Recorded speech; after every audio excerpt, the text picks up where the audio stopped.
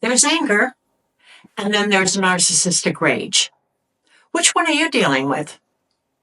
Normal anger rises and falls like a wave. It has a trigger, a peak, and a resolution. It seeks understanding, change, or acknowledgement. But narcissistic rage? It's a Category 5 hurricane that comes without warning, destroying everything in its path, and leaves you standing in the wreckage, wondering, what the F just happened? I'm Grace Channing. I'm the author of Love Crimes, my latest book on what living with narcissistic abuse looks like. And today, we're diving into one of the most terrifying aspects of a narcissistic relationship. Those explosive, irrational episodes of rage that leave invisible scars only survivors can truly understand.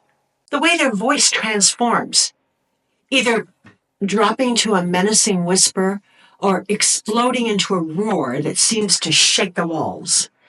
This isn't someone having a bad day. This is emotional violence, calculated and devastating. In my book, I detail my relationship with Neil, a diagnosed narcissist. His rage loomed like a storm cloud, always present, even on good days. One evening, we had just finished work, and I was looking forward to a peaceful night together. Instead, I was greeted with cold, hard eyes and words dripping in venom. So, you were quite the embarrassment last night. I was startled. The previous evening had been dinner with friends, where, if anything, he had been the one overindulging in alcohol, interrupting people, and dominating the conversation. But I've learned through painful experience that pointing out his behavior was forbidden territory. Still confused by what I've now come to understand as simple projection, attacking me for something he did, I attempted to defend myself.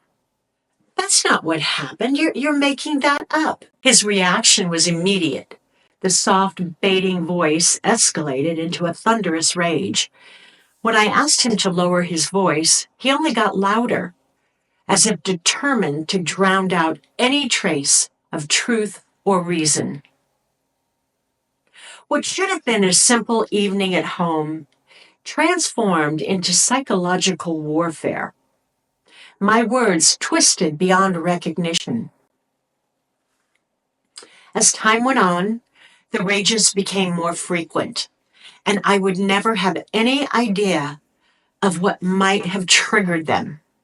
It was like living in a landmine. Even memories of my late mother became weapons and reasons to set off rage. Stories that I shared in moments of trust, now manipulated into evidence of my supposed flaws. Each outburst left me feeling smaller and more uncertain and increasingly isolated. I'd lie awake at night, my mind spinning with self-doubt and confusion. My world shrank as I dedicated more energy to avoiding his triggers, though they seemed to shift constantly, making it impossible to calculate. Walking on eggshells became my normal state. My body perpetually braced for the next explosion. I believe that understanding these behaviors and what they're doing to us is our strongest form of defense, because it is here where we gain the insight and can begin to wake up to what this is. And once we've awakened, we can begin to heal. So to understand narcissistic rage, we need to look beneath the surface behavior to the psychology driving it. At its core, narcissistic rage is a desperate defense mechanism triggered when the narcissist's fragile self image is threatened. Despite their grandiose exterior, narcissists harbor profound insecurity. When this brittle self image faces any perceived challenge, criticism, disagreement, or simply not receiving the admiration that they feel that they're entitled to, they experience it as a threat. The rage that follows isn't just anger, it's a primal fight response aimed at eliminating the threat and restoring their sense of superiority and control. There are 5 key features that distinguish narcissistic rage from normal anger. So let's break it down. First, the rage is widely disproportionate to the trigger. A simple suggestion or even a neutral observation can unleash a tsunami of fury. Second, it's not really about you, though you are most definitely on the receiving end.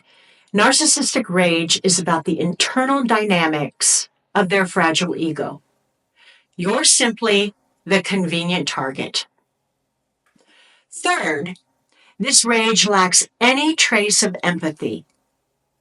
During a normal conflict, even when angry, most people retain awareness of the other person's feelings.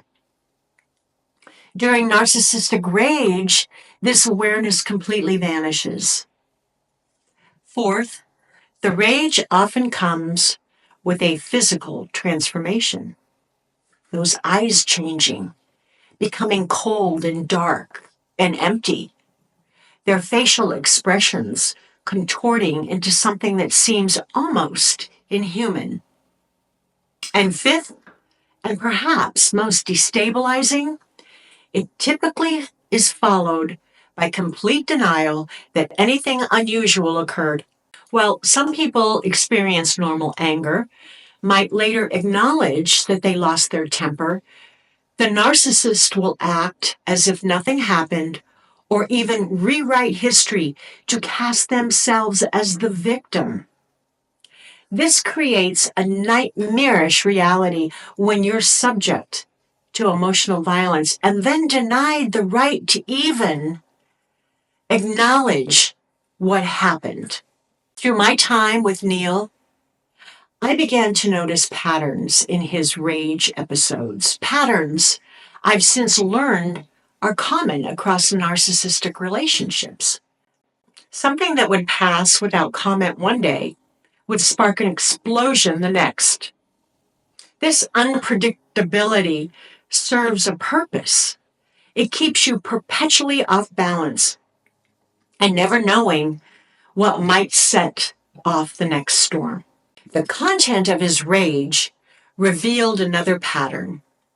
While normal anger focuses on specific behaviors, I'm upset because you did X. Neil's rage would quickly expand to attack my fundamental character, my past, my family, my core worth as a human being. Nothing was off limits. This state, as the body reacts to this stress, is exhausting and it contributes to chronic fatigue, sleep disturbances, and a compromised immune system. For me, this manifested in dramatic ways. The constant stress eventually contributed to a major illness. My body finally buckled under the weight of perpetual fight or flight activation. Beyond the physical toll, narcissistic rage systematically erodes your sense of reality. When someone confidently and consistently denies what you just experienced, you begin to doubt your own perceptions.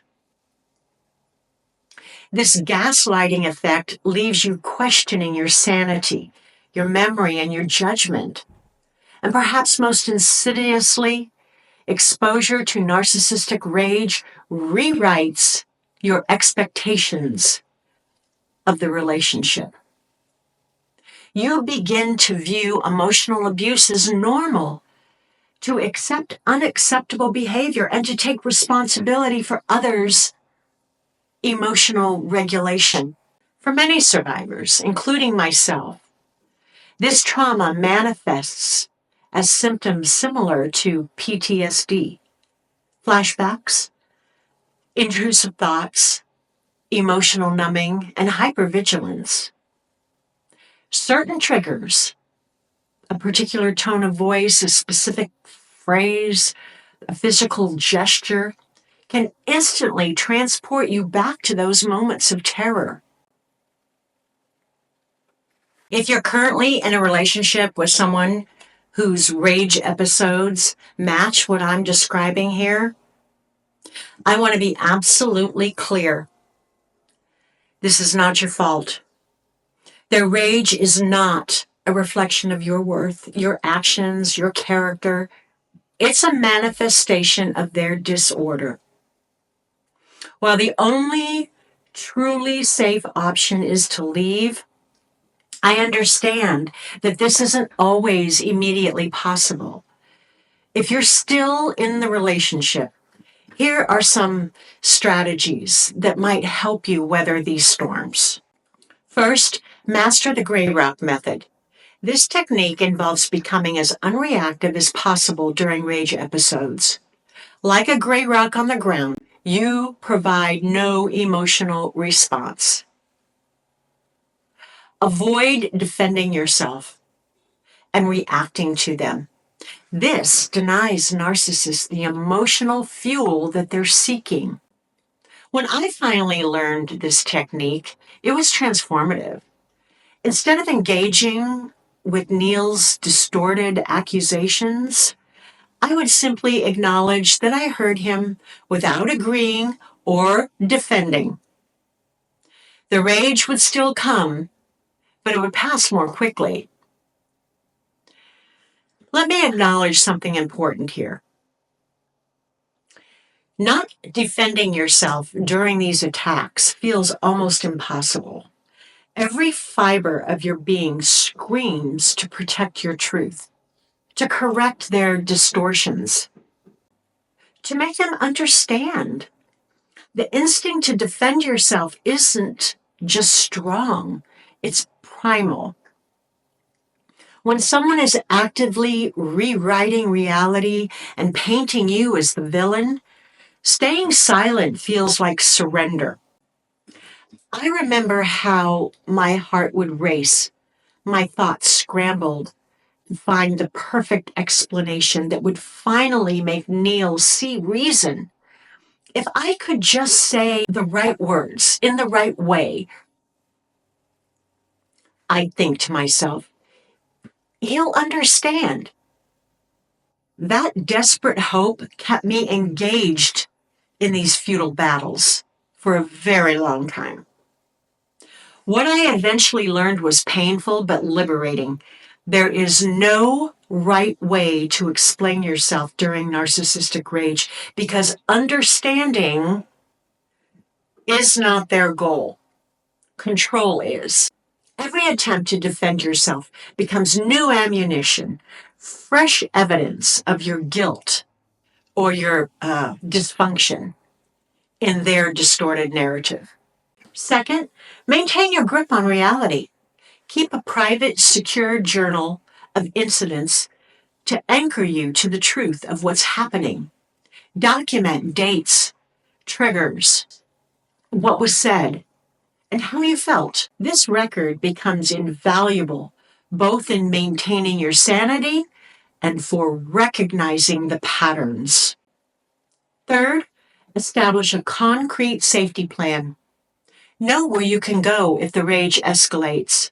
Have emergency contacts readily available and keep essential documents accessible. Having a plan provides both practical protection and peace of mind. When you finally awaken to what injustice you are living through, and you are able to escape a relationship dominated by narcissistic rage, the healing journey begins. And it's often more complex than anticipated. One of the first challenges is recognizing how your nervous system has become conditioned. After living in constant threat, your body remains on high alert, even when the danger has passed. Another common experience is delayed emotional processing. When you're in survival mode, you don't have the luxury of fully feeling your emotions. It's only when you reach safety that the full impact of what you've endured begins to surface. Waves of grief, anger, fear, they seem to come out of nowhere. The process of reclaiming your reality is both liberating and disorienting. As the gaslighting fog lifts, you may experience anger at yourself for allowing the abuse. You feel shame over not recognizing it sooner. And you grieve for the relationship you thought you had. These feelings are all normal parts of the healing path. Perhaps the most powerful healing for me came through connecting with others who had similar experiences. There's a special kind of validation that comes from sharing your story and hearing from someone say, "Yes, I lived that too. You're not crazy. It really happened. And it was really that bad." Healing isn't linear. Healing looks more like a tightly wound spiral that has a lot of tangled messes within it. Healing doesn't happen overnight. There will be setbacks and triggers. But with each step, each moment of awareness, each act of self-compassion, you move further from the hurricane's path toward higher ground. Narcissistic rage is more than just angry behavior. It's a deliberate strategy of control, punishment, and dominance. Understanding its true nature is crucial for both surviving it and eventually breaking free. If you're currently enduring these storms, please know that what you're experiencing is real. The confusion, the fear, the self-doubt, all of those things that you feel are normal responses to being subject to abnormal behavior. Your perceptions aren't wrong. Your feelings aren't invalid. Your need for respectful treatment isn't excessive. The path to freedom begins with recognizing narcissistic rage for what it is, not an expression of legitimate emotion, but a manipulation tactic designed to keep you submissive and self-doubting. Once you see it clearly, its power to confuse and control you begins to diminish. My own journey through this hurricane nearly cost me my life, but it also led me to profound insights about myself and about the incredible resilience of the human spirit. Today, I no longer walk on eggshells. I no longer question my reality or waste precious energy managing someone else's volatile emotions. The freedom I found on the other side of that storm is worth every difficult step it took me to get here. If you're still in the midst of the hurricane, hold on to this truth. There is a life beyond the storm, a life where disagreements don't lead to devastation, where your thoughts and feelings are valued rather than vilified, where peace is the norm rather than the exception. I have a free gift for you to help you start or continue your healing journey. In the description below is a link to my guided meditation that will take you to a safer place where you can begin to find the path to healing your soul. You deserve that life. And with that courage, support, and persistence, you can find your way to calmer shores. Thank you for being here today.